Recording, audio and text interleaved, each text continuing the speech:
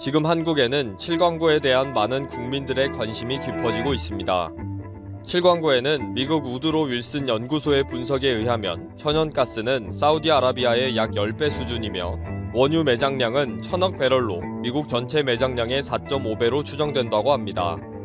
이렇게 엄청난 양의 석유와 가스가 매장되어 있는 것으로 알려진 칠광구가 8년이 지나면 일본의 소나기에 그대로 쏙 들어가 버립니다.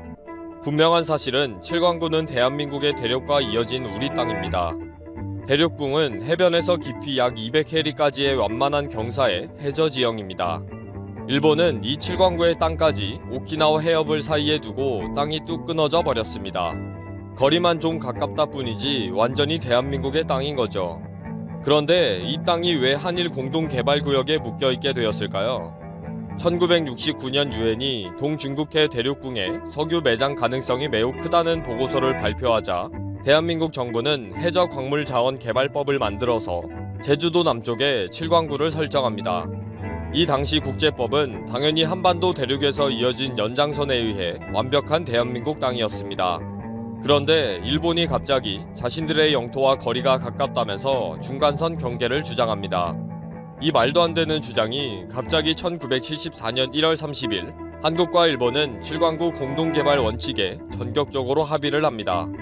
일본의 한일협력위원회에서 8억 달러의 원조금을 협박삼아 일본의 야스기 위원이 한국의 김종필 총리에게 강요하고 경제개발 자금이 급했던 한국이 결국 받아들이면서 정식 협정이 체결된 거죠. 이때의 공동개발협정 조약기간이 1978년 6월 22일부터 50년, 즉 2028년 6월 22일까지 되면서 조만간 협정이 완료가 됩니다. 문제는 협정 기간이 완료되고 나면 일본의 독자적인 영향권에 들어가게 되는 상황이 되어버린 것입니다. 1985년 국제사법재판소가 대륙붕의 경계에 대한 판결에서 육지에서 이어진 대륙 연장선이 아니라 육지로부터의 거리가 기준이 된다 라고 한 것입니다. 이 판례의 적용을 받게 되면 칠광구의 상당 부분이 일본의 소유가 되어버리니 일본은 시간 끌기에 바로 들어가 버렸습니다. 일본은 경제성 부족을 핑계로 아예 탐사 중단을 선언해버렸고 한국은 이후 어떠한 개발도 시도하지 못하고 있습니다. 협정에서 한쪽이 개발하지 않으면 다른 한쪽도 개발할 수 없다 라고 못 박은 조항 때문입니다. 그동안 한국은 끊임없이 칠광구 개발에 대해 일본에 제안을 하면서 어르고 달랬지만 일본은 눈 하나 깜짝하지 않고 시간만 흘러가기를 기다리고 있는 상황입니다. 한국 정부도 그동안 정권이 바뀔 때마다 칠광구에 대한 개발 발표를 강력하게 발표했지만 현재로서는 뾰족한 수가 없는 곤혹스러운 입장입니다. 이 영상을 제작하기 위해 대한민국 정부 자료 등의 자료를 찾아봤는데 2002년 8월 2일자 한일 대륙붕 공동개발구역에서의 공동조사 실시 산업자원부 보도자료에서 한국과 일본은 공동협력사업으로 칠광구 이소구 지역에서 5개 곳을 지정해 3차원 물리조사를 하기로 했습니다. 이 탐사는 2004년 3월 12일 탐사 완료를 확인하고 결과를 교환하는데 한국석유공사는 3,600만 톤의 가채 매장량을 확인했다고 발표했지만 일본 석유공단은 매장량을 공개하지 않았습니다. 일본은 굳이 사업성이 있다고 확인해주지 않겠다는 거죠. 이후에 한국에서 어떻게 추진되고 있는지를 찾아본 결과 2006년 5월 26일자 보도자료에서 한국은 다시 이 조사 결과를 토대로 2006년도 5월 그 당시 정세균 산업자원부 장관은 일본의 니카이 토시히로 경제산업성 장관과의 회담에서 양국 공동으로 시추할 것을 제안한 것을 확인했습니다. 일본은 이 제안에 대해 이런 방구 반응을 하지 않았고요. 이렇게 일본은 한국의 적극적인 노력에도 불구하고 2028년까지 버티겠다는 전략을 노골적으로 드러내고 있습니다. 2006년 이후 정부 차원에서는 2014년 제2차 해저광물자원개발 기본계획을 수립한 후에 국가적인 대응이 멈춰버렸습니다. 정말 일본의 무대응이라는 큰 벽에 부딪혀버려서 어떠한 시도도 무의미하게 되고 있습니다. 그런데 30여 년 만에 정부에서 올해 1월 2일 산업자원부가 석유공사를 개발사업자로 지정하고 일본 외무성의 통보 절차를 밟고 있는 것으로 확인이 되었습니다. 어차피 일본이 동의하지 않을 가능성이 높지만 칠광구 개발을 한국이 먼저 시작하겠다는 통보를 하면서 일본의 의도대로 끌려가지 않을 것을 천명한 것입니다. 또 KBS 시사기획창에서 칠광구를 3차례에 걸쳐서 자세히 방송하면서 정부와 언론에서도 적극적인 관심을 가지고 있고 특히 대한민국 국민들이 절대 일본에 그냥 빼앗길 수 없다는 강력한 여론이 일고 있는 상황입니다. 바다 밑에 가려져 있을 뿐이지 대한민국 땅과 이어진 하나의 대륙인데 일본이 가지고 가는 것은 이해가 되지도 않고요. 한일 공동개발구역에는 경제성이 없다고 하면서 칠광구 바로 옆에 있는 중국이 해상 유전을 4개나 가동하면서 석유와 천연가스를 해저 파이프를 통해 중국 대륙으로 쭉쭉 공급한다 하니 부랴부랴 빨대 효과로 빨려갈까봐 중국과 손을 잡으며 애걸하고 있는 모습이 기도 차지 않습니다. 그리고 이 협정을 이끈 한일협력위원회의 초대 회장인 기시 노부스케 일본 총리는 아베의 할아버지이며 패전 후 3년을 복역한 A급 전범입니다. 전범 기업들의 임원들이 대다수를 차지한 한일협력위원회의 협박에 맺어진 50년 협정을 인정할 수도 없습니다. 역사를 부정하는 국가인 일본은 이제 경제적으로 완전히 무너지기 일보 직전의 순리를 만나고 있는 상황입니다. 그런데 천연가스와 원유로 다시 부강해지는 것은 더더욱 용납할 수가 없습니다. 이렇게 절대로 칠광구를 그냥 빼앗기기에는 일본의 죄가 너무 큽니다. 이 영상을 계기로 프램프씨는 계속적으로 칠광구에 대한 자료를 모아서 공유하며 영상을 제작하겠습니다. 우리 한국인들이 끈기 있게 붙어보면 반드시 일본을 누를 것입니다. 자, 오늘의 주제, 일본 너희 끝났다. 한국 반도체 결국 미국과 손잡고 일본 무너뜨린다. 삼성전자, 듀폰, EUV 포토레지스트 공장 한국 설립 확정, 12나임 초고순도 불화수소 국산화까지 무너지는 일본 수출 규제, 일본 반응 망연자실, 이란 주제로 여러분들과 한번 이야기를 나누어 보도록 하겠습니다. 일본이 지난해 7월 포토레지스트와 고순도 불화수소 그리고 플루오린 폴리이미드 등 반도체 그리고 디스플레이 핵심 소재 3개 품목에 대한 수출 규제를 단행했고, 이 웨이퍼 위에 패턴을 형성하는 포토리소그래피 공정에서 사용되는 관광성 재료인 이 포토레지스트의 경우 지난해 1월부터 5월 한국의 전체 수입액의 90% 이상이 일본산이었을 정도로 일본의 의존도가 높았던 바로 그 EUV 포토레지스트, 이제 일본은 끝났습니다. 한국과 미국 기업이 결국 손을 잡았습니다. 미국 글로벌 화학소재 기업인 듀폰이 한국의 극자외선 즉 EUV용 포토레지스트 생산시설을 구축하겠다고 결국 확정을 지었습니다. 이렇게 되면 EUV 포토레지스트는 일본의 수출 규제 3개 품목 중 하나로 듀폰의 한국 투자로 인해 해당 소재의 공급선을 다변화해 일본 의존도를 자연스럽게 낮추는데 아주 크게 기여할 것으로 기대되는 부분인데요. 이 듀폰의 포토레지스트 분야 투자 결정은 지난해 일본 수출 규제 이후 본격화된 소재 부품 장비 다변화 노력의 성과라고 볼 수 있겠습니다. 특히 일본 의존도를 줄이고 공급 안전성을 높이기 위한 우리나라 여러 업체들과 정부의 노력과 협력이 빛을 발했다고 볼 수 있는데요. 우선 노력도 노력이겠지만 우리나라의 매력은 생각하시는 것보다 상당히 큽니다.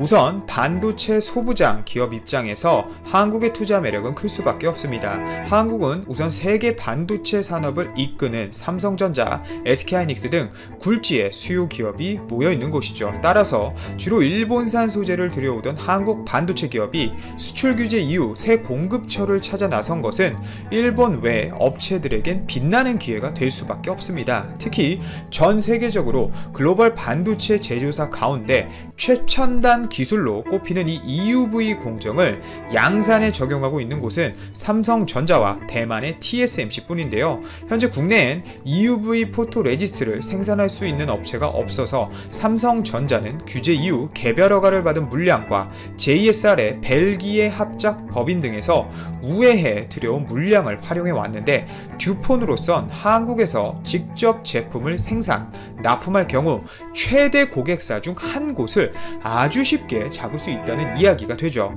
우리나라의 강점도 있겠지만 아까 말씀드린 정부의 수출 규제 이후 공급 안정화 노력도 상당히 컸다고 볼 수 있겠습니다. 특히 기술 확보 과정에 있어서 해외 유력 소부장 기업을 국내로 유치하거나 인수합병을 추진했는데요. 그 결과 이 MEMC 코리아 실리콘 웨이퍼 생산 공장 준공식도 있었고, 미국 최대 반도체 생산 생산 장비 업체인 이 랩리서치 또한 우리나라 삼성전자, SK하이닉스와 협력을 위해 여태까지 한 번도 투자한 적 없는 해외에 대규모 R&D 센터 투자까지 확정을 지었습니다. 그리고 또 아시는 분들도 계시겠지만 이 SK실트론의 경우 미국 듀폰 웨이퍼 사업부 인수 발표도 있었죠. 이런 해외 유수 기업의 한국에 대한 투자가 직간접적으로 이루어지자 일본 또한 굉장히 놀란 상황인데요. 아마도 이렇게 일본에게 전혀 도움이 되지 않게끔 돌아가는 상황을 일본도 인식하고 파악을 했는지 세계 규제 품목 중 포토레지스트의 이 대한국 개별 수출 허가를 가장 먼저 내줬고, 지난달 20일에는 이 포토레지스트의 수출 허가 방식을 개별 허가에서 특정 포괄 허가로 완화한 것이죠. 결국 이를 해석해 보자면 한국으로의 수출을 규제하는 것은 자국 기업에도 타격을 줄 수밖에 없기 때문에 이와 같은 조치를 취한 것으로 밖에 볼 수 없는 것입니다. 하지만 7월 당시 굉장히 충격적인 뒤통수를 맞은 우리나라도 일본의 이런 조치를 믿을 수는 없었는지 굉장히 강력한 태도로 나가고 있는데요. 우리나라는 최근 일본 정부가 EUV용 포토레지스트에 대한 특정 포괄 허가를 허용하는 등 일본 수출 규제 조치를 해결하는 데 일부 진전이 있었지만 근본적인 해결 방안으로 보기는 어렵다며 정부는 핵심 소부장에 대한 기술 경쟁력 확보와 공급선 다변화를 계속해서 추진해 나갈 것이라고 강조하면서 오히려 일본의 수출 규제 완화에 대해서 별로 신경 쓰지도 않고 우리나라가 갈 길을 가겠다고 일본에게 강한 메시지를 밝혔습니다. 자, 그렇게 일본에게 그 당시 항복하고 무릎을 꿇어야 된다고 욕을 하시던 분들은 지금이라도 우리나라가 충분히 일본보다 잘할 수 있다는 것을 인식해 주셨으면 좋겠습니다. 자, 좋은 소식은 이뿐만이 아닙니다. 국내 업체 솔브레인이 12-9 수준의 고순도 불산액 대량 생산에 성공하는 등 국산화 성과도 잇따르고 있는데요. 이 소부장 극일 성과가 빠르게 가시화하면서 이에 따라 당연히 일본의 입지도 점점 좁아지고 있습니다. 주요 고객인 한국 반도체 기업에 납품이 불가능하게 된 일본 기업의 피해가 확인되고 있기 때문인데요. 일본이 한국 주력 산업을 위협하기 위해 시작한 규제가 오히려 힘을 쓰지 못하고 도리어 재발등을 찍는 모양새인 것이죠. 현재 우리나라가 이 일본의 3가지 품목 중 단 하나라도 못 이겨내고 있는 부분은 없습니다. EUV 포토 레지스트에 대해서 제가 설명을 방금 드렸었고, 또 방금 12-9 순도의 불화수소도 국산화에 대량 생산에 성공하였고, 또 마지막 남은 이 폴리이미드 같은 경우는 이제 아예 우리나라 삼성전자가 시장 판도를 아예 바꾸려고 하고 있습니다. 삼성이 폴더블 폰에 쓰이는 이 초방막 강화 유리 UTG, 이른바 접는 유리에 대한 투자를 확대하며 폴더블 폰 경쟁력 강화에 나섰는데요. 이 삼성 디스플레이는 삼성 벤처 투자와 결성한 신기술 사업 투자 조합 SVIC 펀드를 통해 최근 비상장사인 도우인시스의 장외 주식 60만 주를 135억 원에 매입한 것으로 알려졌습니다. 결국 이를 통해 삼성 디스플레이는 도우인시스의 지분 27.7%를 가진 최대 주주가 되어버렸는데요.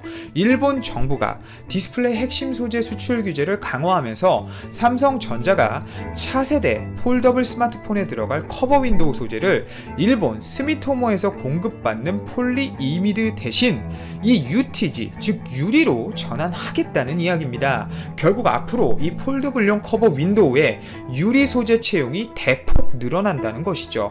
7월 당시만 해도 폴리이미드 수출 규제로 인해 삼성전자의 갤럭시 폴드 양산에 차질이 발생할 수 있다는 의견이 대부분 공통적인 의견이었습니다. 하지만 이런 예상과는 너무나 다르게 오히려 갤럭시 폴드를 일본에 직접 판매하면서 세계 여러 국가를 상대로 완판 행진을 이어가는데요. 특히 중국에서는 심지어 초기 물량 같은 경우 발매 1분 만에 순식간에 완판되는 모습을 보여주면서 일본의 수출 규제는 우리나라에 있어서 아무런 문제가 없다는 당당한 모습까지 보여주었습니다.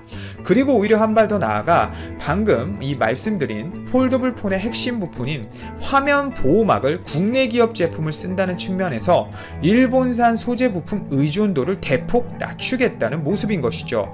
또한 삼성의 차세대 제품에 대해서도 한 번쯤 생각해 볼 수 있는 상황인데요. 폴리이미드 같은 경우는 방막 형태이기 때문에 실제 삼성전자가 빅히트를 친 이 노트 시리즈의 펜을 기존처럼 폴더블 폰 위에 쓸 수 없다는 문제가 있습니다. 결국 UTG를 채용한다는 이야기는 기존에 문제가 되던 접히는 자국, 힌지 문제, 액정 강화 더불어 좀 더 단단해진 화면을 통해 삼성이 기존에 추구해 오던 노트 시리즈의 펜을 폴더블 폰에 접목시키겠다는 이야기라고 볼 수 있죠. 당장 올해 출시될 삼성전자 이 갤럭시 폴드 2에 이 도인시스의 UTG가 들어갈 것으로 대부분이 예상하고 있는데요. 현재 갤럭시 폴드에 사용되고 있는 이 CPI는 유리막에 스크래치가 생기는 등 내구성이 아무래도 약하다는 단점이 있는 반면 UTG는 스크래치 보호 기능까지 갖추게 됩니다. 결국 삼성이 차세대 폴더블 폰 제품에 적용할 UTG 가공 기술을 개발했고 핵심 소재의 안정적인 공급처를 국내에서 확보하기 위해 이 도우인시스 지분 확대를 추진할 것으로 풀이되는 만큼 앞으로도 우리나라의 적극적인 탈일보는 지속될 것으로 보이는데요. 오늘 삼성전자가 9일 역대 최고가인 58,600원으로 거래를 마쳤습니다. 1975년 6월 상장 이후 45년 만에 최고 기록인데 작년에 제가 말씀드렸던 것처럼 작년 말부터 올 초반에 분명 메모리 반도체 부분 이익이 빠르게 개선될 것이라고 말씀드린 만큼 그 움직임이 아주 잘 보이고 있습니다. SK하이닉스 같은 경우도 좋은 움직임을 보여주고 있는데 우리나라가